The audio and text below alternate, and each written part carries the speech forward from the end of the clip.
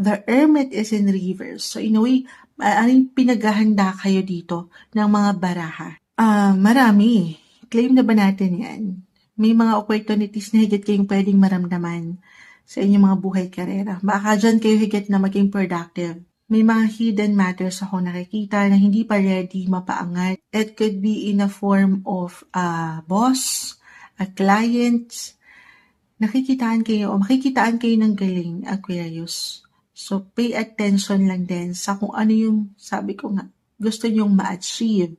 Eyes on the prize at yung mga pagsisikap nyo, yung pagtsatsaga nyo, paglaban nyo sa inyong mga buhay paggawa, sa pang-araw-araw, yan po ay hindi mababaliwala kasi mapupuna kayo. Yes po. Ito na.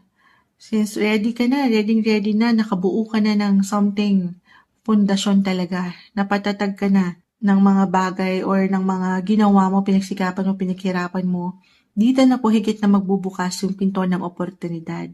Ang pagbibuild ng something, negosyo sa trabaho man, or ano pa man yan, sa pera, it takes time guys. Wala namang overnight success.